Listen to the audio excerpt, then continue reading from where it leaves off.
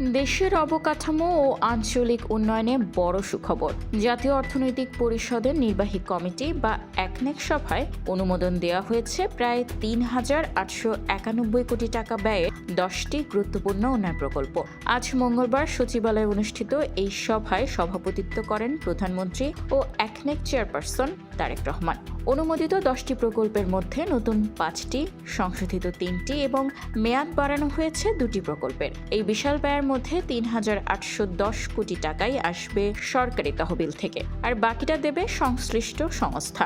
এবারের সভায় সবচেয়ে বড় চমক চট্টগ্রামের আনোয়ারা থেকে কক্সবাজারের ঈদমনি পর্যন্ত আঞ্চলিক মহাসড়ক উন্নয়ন প্রকল্প, যা এই অঞ্চলের যোগাযোগ ব্যবস্থাকে আমূল বদলে দেবে। মহাসড়কের পাশাপাশি কৃষি ও সেচ ব্যবস্থার উন্নয়নে অনুমোদন পেয়েছে বরিশাল সেচ প্রকল্প।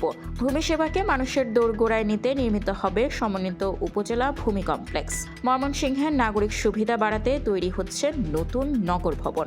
এছাড়া স্বাস্থ্য খাতে বড় উদ্যোগ হিসেবে অনুমোদন পেয়েছে বাংলাদেশ শিশু হাসপাতাল ও ইনস্টিটিউট সম্প্রসারণ প্রকল্প 2 এবং ঢাকা CMH ক্যান্সার সেন্টার নির্মাণ প্রকল্প।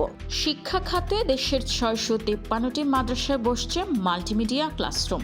ডিজিটাল ব্যবস্থাপনার জন্য আসছে MEMIS প্রকল্প।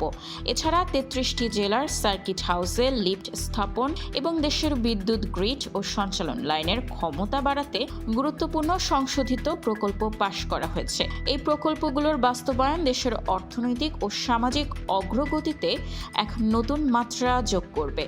নিউজ ডেস্ক, খোলা কাগজ, ঢাকা।